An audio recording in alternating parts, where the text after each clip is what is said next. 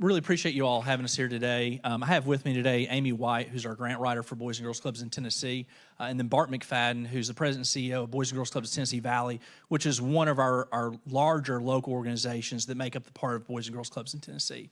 So just real quick before we kind of get into the program, we thought it might be helpful to talk a little bit about Boys and Girls Clubs in Tennessee.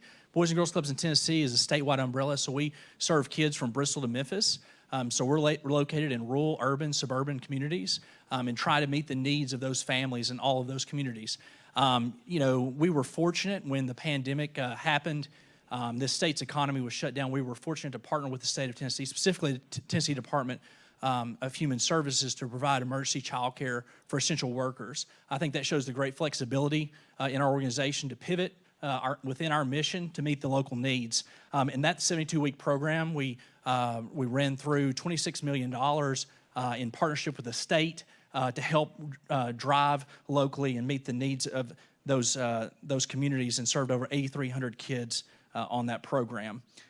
So again, we're here today going to talk about the Open Doors program to help us continue to work and meet the needs of the families we serve. So our vision and values proposition. So our vision, Boys and Girls Clubs in Tennessee will operate a comprehensive program that builds skills, provides opportunities, supports TANF-eligible families to achieve academic success and pursue meaningful careers and live healthy and fulfilling lives. And our value proposition too, and I'm not going to read that for you, but really what is the most important element is we're serving families, again, in rural, urban, suburban communities in East, Middle, and West Tennessee. And each of our club sites are uniquely qualified and are uniquely different based on the strengths and the weaknesses of each of those communities. So how did we come up with this plan? I'd love to say this is Ryan Hughes' plan or Boys and Girls Clubs in Tennessee's plan. This is TANF-eligible families' plan. So through our process, 3-month planning process, we had a bottom-up strategy where we went directly to the families that we already serve today. Historically, 70% of the families we serve are TANF-eligible. Right now, that's 77%. But we went out, broadened even further in that community and brought in families. And we got direct feedback. So we got that direct feedback through online and handouts, through surveys, over 4,000 surveys, 4,056.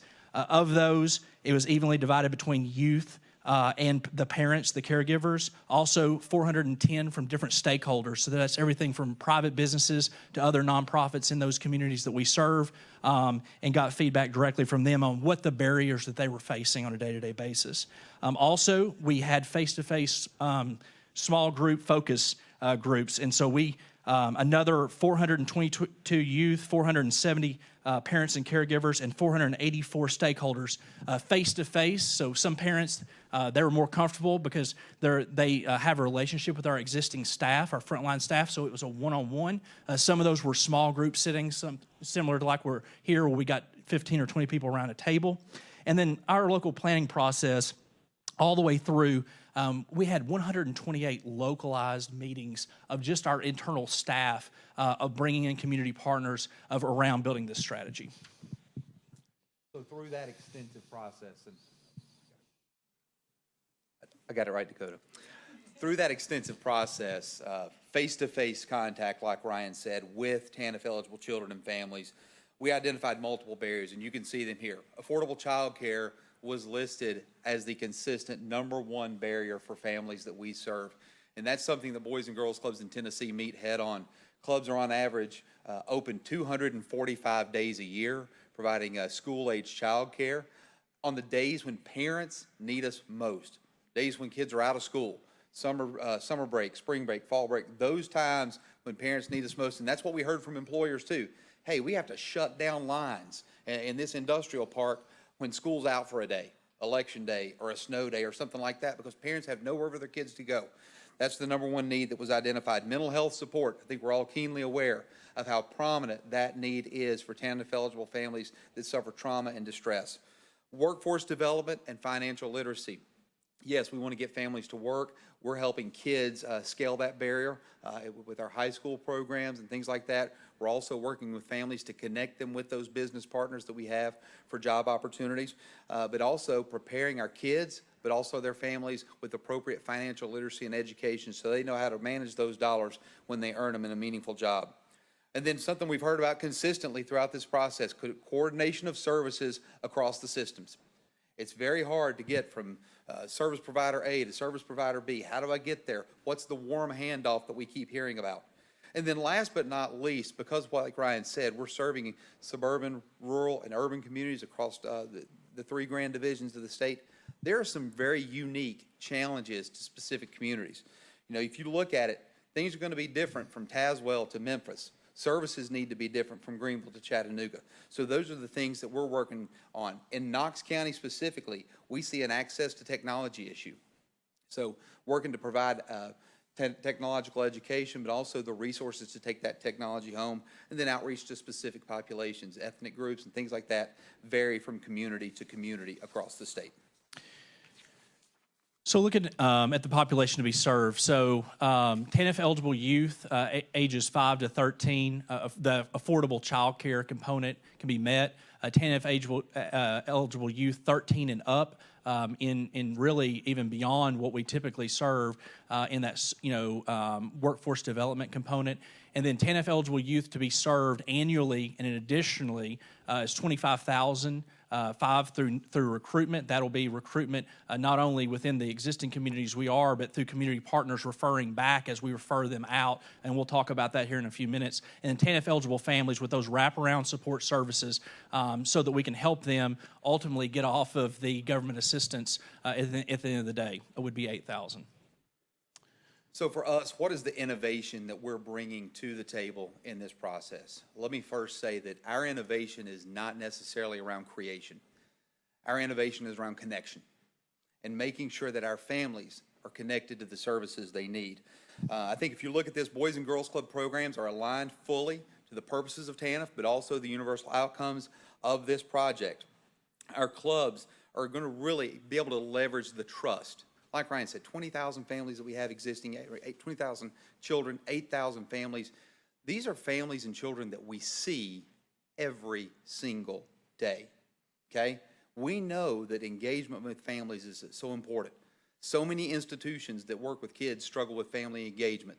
Let me tell you, the Boys and Girls Club does not. Because those parents, every day they come in and they pick their child up from a club. They have a conversation with that club staff. There's that time when Johnny's got to run and get his book bag and do this. That 2 or 3 minutes of informal interaction every day develops a relationship, and you know what's going on in the homes of those families. They share that. We understand what their needs are, and we can build that trust and leverage that to take them to partners that they need to meet their needs. I think this is the other thing. This is a family-led approach. You know, we talked about the surveys than we did, but it's also a community-by-community approach.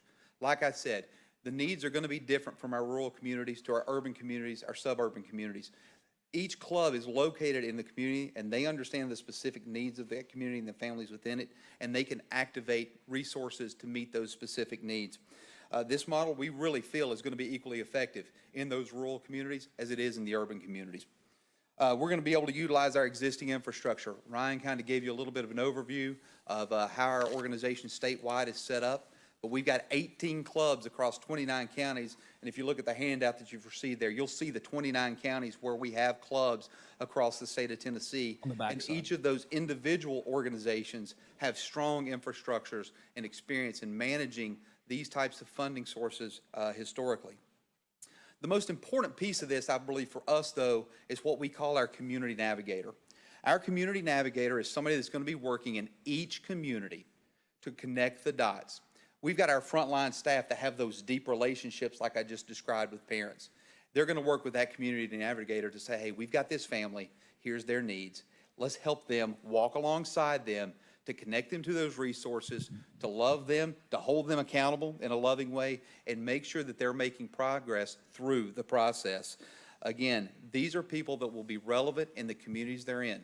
Our community navigators are going to know the resources available in those communities and how to connect people to that And with the trust that's already there, that's been established through the daily interaction with those families, we'll be able to make those connections for our families. So if you look forward, alignment to TANF goals, this funding asks that these proposals align with at least one. Boys and Girls Club programming aligns with all four. And there's a historical relevance to that. Clubs across the country have always been able to leverage TANF resources. We've been able to leverage it here in Tennessee historically because of our tight alignment to improving the lives and well-being of families. In the same vein, the universal outcomes, we really hit head on each of these universal outcomes that we desire to see through this TANF planning grant process. And so, talking about our collaborative process and who we really brought to the table, in addition to our families, once we heard from them, that really drove the direction of who needs to have a seat at the table, in addition to the family themselves, but also through community partners. So you can see that it really hits and drives back to what our families told us, that the supports that they need. It all exists. We're not having to create anything, but again, back to that community navigator. In many cases, inside of government or inside certain organizations, it's very program specific. And we're taking down all of those barriers, and sometimes it's, only we can work with you for a few months. No, we're going to get you to the end of the process. And so through this process, we learned about things in our communities that existed in the private sector and in the nonprofit and the faith-based community that we didn't even know existed, and we're living next door to them in many cases, whether that's in East, Middle, and West Tennessee. So that process has just been wonderful. In all, I also would be remiss to not say we also view, even though they're a part of our statewide organization, our 18 local organizations that make up over 100 local club sites is also a vital partner in all of this as a trusted relationship of these families we serve. But I want to call out a couple. Appalachian Opportunity Fund, they're going to partner with us statewide. Financial literacy came up time and time again. Financial literacy coaches, not only for the families themselves, but also training our frontline staff. As Bart talked about, that's where the relationship is. That's invaluable. And those trusted individuals are going to be armed to be able to have those sometimes tough conversations. But in addition to that, they'll have some small group training as well. Workforce development. Goodwill's Industries has a great, and they're a partner signed on with us. They have a great online platform.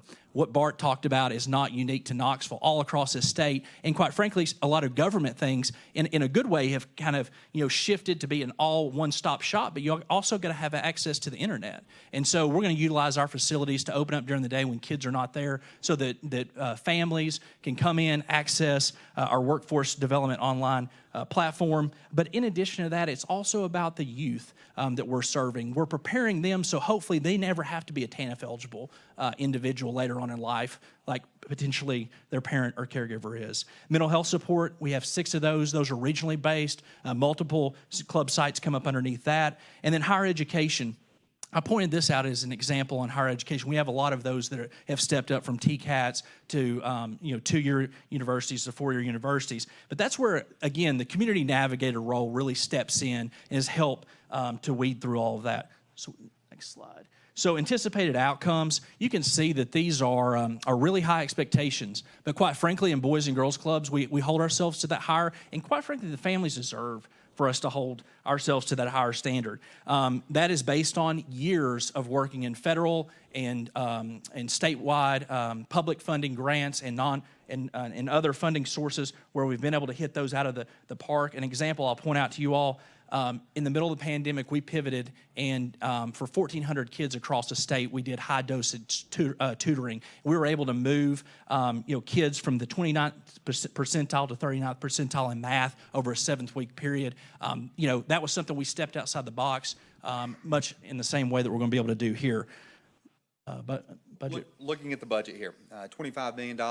For us, it's really going to be relatively equally spread over the 3-year period. You can see that these budgets reflect about 44 to 47% range for salaries. These are new positions, mainly the community navigators that will be in clubs across the state, but also a portion of some existing positions that are so pivotal to building and maintaining those relationships like I talked about. These budgets were developed at each local organization to kind of capture the needs of those specific communities and then funnel up into the overall plan for the organization as a whole. We're providing approximately 20% of this funding in direct specific assistance to individuals. And across the state, this is something to really important to know. We're going to be leveraging $29 million of existing private investment in Boys and Girls Clubs across the state. Okay? So that's the opportunity for us to partner this money with those existing private investments to scale this program to even more communities. When we look at sustainability, Boys and Girls Clubs is the 7th most recognized and trusted nonprofit brand nationally. And in the state of Tennessee, we have similar regard from state departments and from private investors, as you can see. And like I said, results receive investment. And we truly feel that if we achieve those short-term outcomes that we talked about a little bit earlier, private investment is going to continue to grow. You see a quote here from Dave Miller, our friend who is the TQE board member, First Horizon president, talks about the readiness and willingness of the private sector to step in and continue funding what proven results are generated from this process. Thank you all.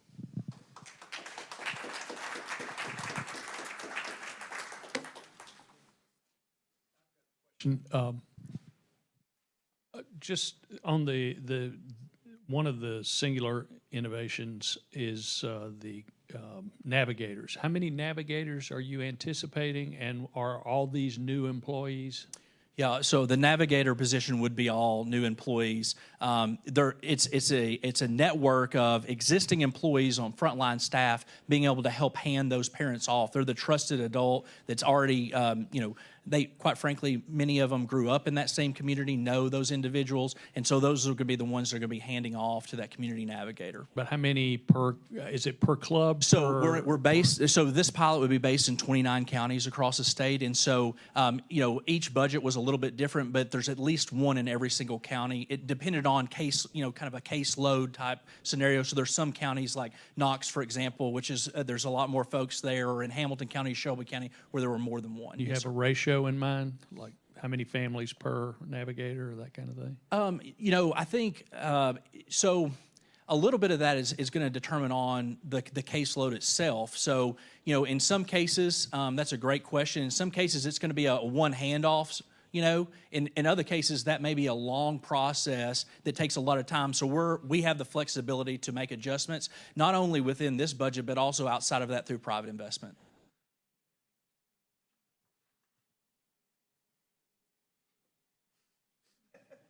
We did that good.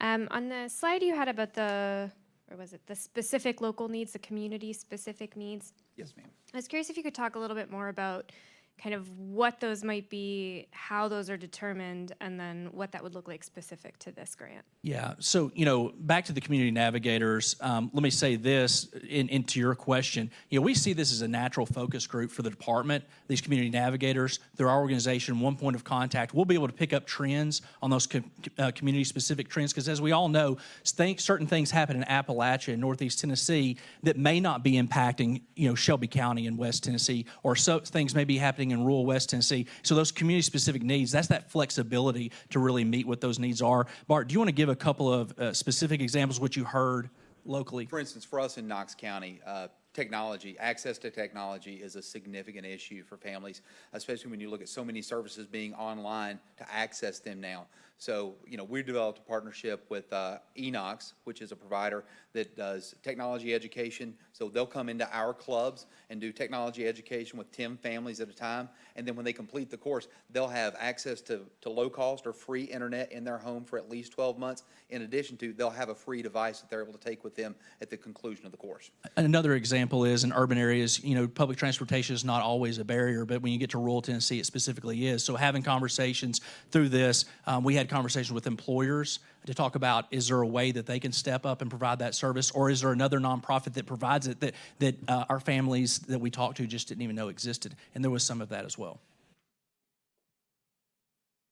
What will be different in the communities that are served? What will be different from this model than the existing order? Yeah, so I think the existing order is our bread and butter, obviously, is economically disadvantaged youth, ages 5 to 18. But this allows us to make that impact even broader. I mean, there's some of this informally happening now. There's handoff to community partners to help parents, but not in a uniform, specific, strategic way where you can really look at trends, share best practices, and say, is this really working? Is this the best way to do this? This allows us to do it within the existing infrastructure in most places that already exist, and it's connecting those dots. And I was fortunate to listen to a couple. I think that's an existing theme that we're hearing across the state. That we're blessed in this state to have a lot of great opportunities, but not equitably for every individual. This allows for that. I'll go a step further, Commissioner. I think, like Ryan said, we serve kids and we have those kids, but traditionally, the impact on whole families has not been as robust as we would like for it to be because our focus is on the kids. So engaging through the community navigators, we're going to be able to reach whole families, but also, reach new kids through the engagement of the partners. This may be becoming a two-way street where they're sending families to us as well, which is something that probably isn't happening to the level it needs to right now.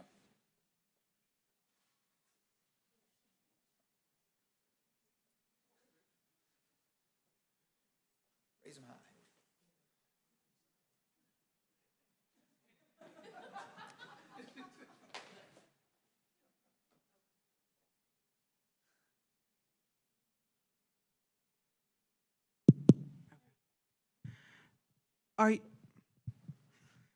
Are you going to help in all the counties, like even the little bitty counties that you have, not just the big counties? I know where I live is a very small county. If it wasn't for the Boys and Girls Club, there would be kids that wouldn't eat, that wouldn't have a lot of stuff because school in the Boys and Girls Club is what keeps them. They send food home on Fridays, so they'll have food on the weekends. And parents wouldn't be able to work because they wouldn't be able to afford childcare. To answer your question, yes, ma'am. And obviously, we hope that we land one of these pilots, and it'll be in the 29 counties that we have as a part of this. But our statewide umbrella extends even further than that.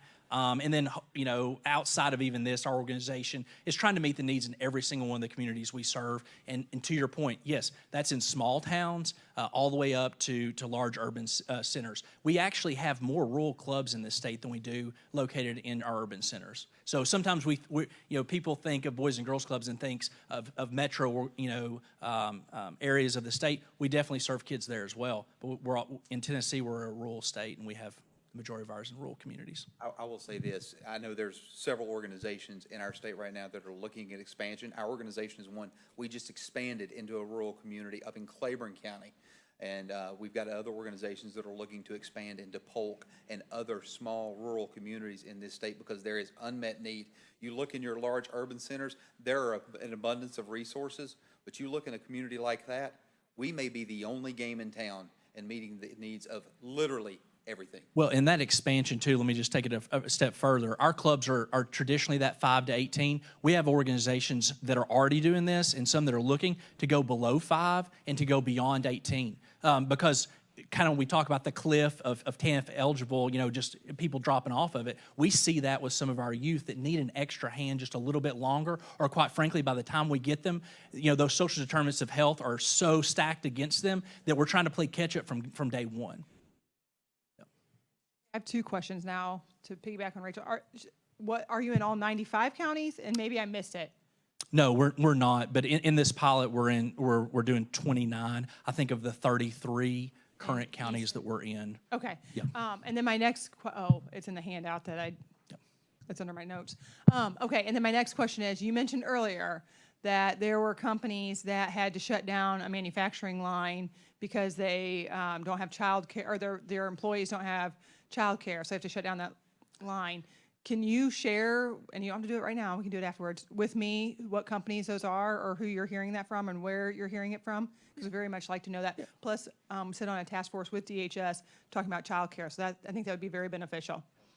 Yeah, and yes, happy to do that. And I'll say this, happy to do that, Okay. for sure, yeah. And just to the workforce component, I think where you're maybe going with that too is we look at workforce, again, not only empowering the young people so that they're more prepared for the workforce, so that they're not TANF eligible, but also it's a safe place for kids to go so that that TANF eligible individual doesn't have to worry about where their kids are so they can go and seek that employment when we do that handoff to the local employer or the other community partner. Okay. So now that I see this list, thank you, Jerry. I'm curious to know why you chose the counties you chose. Is it based on your footprint, your existing footprint? Because I mean, this is kind of, I live in Williamson County, so I'm not saying that. Williamson County is the only attainment county in the state of Tennessee of all 95 counties. So I think so I'm just curious as to. There is tremendous need in Williamson County that a lot of people don't know about. Yeah.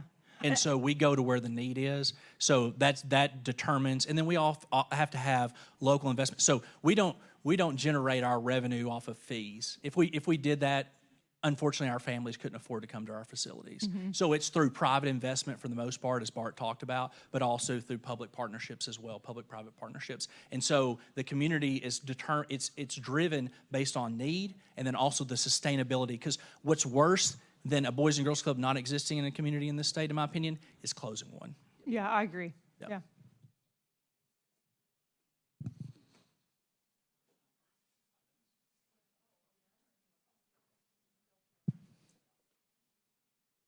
Five minutes. We'll take some more time here.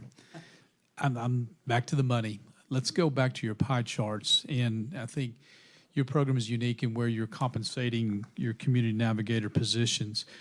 Tell me, where do you envision these community navigators coming from? At what walk in their life are you looking to engage? And I'm leading you in this conversation because my hope is that you would engage folks who have been down a challenged road and are able to help folks who may be dealing with challenges now. Can you talk to me a little bit about the vision for this workforce? Yeah, absolutely. So we haven't had a job fair. However, I will say that we've thought about this a lot. And to your point, most of our staff were club members growing up. And so they've lived through that experience. So we're going to, through our existing infrastructure, we're going to try to pull not from existing staff, but from similar, walks of life of individuals where we're at now, so they can truly understand, as you talked about, some of the challenges in growing up in those communities. We're not going to bring people in from the outside. They're going to be community-based people who've grown up in that community. That's our goal. It would be nice if they had a social work type background or have had some sort of experience beyond that life experience, but that's not going to be a requirement of the job by any means. And there'll be professional development, obviously, that'll go along with when they come on. I'll tell you, Representative Hawk, what we would look for in Boys and Girls Clubs of the Tennessee Valley. My ideal community navigator will be that individual who probably at one point in time was a club parent, who's walked that tough road, who's had her kids graduate high school, they're in a career, they've got some maturity and some life experience behind them, and they can carry those young families that are just really starting that journey, they can carry them along it. That would be my ideal community navigator. And we see that every day. I mean, this, we were talking about this story the other day when kind of, preparing for this, but a lot of times that social capital comes in the form of the child being successful through us helping through that mentorship. And then it empowers the parent to say, you know what? Well, maybe I should go get my GED, or maybe I should go to the TCAT, or, maybe I should look at where I'm at in my life, and maybe there's opportunity out there. And maybe I can leverage now my child who's gone on and been successful to help me build that social capital.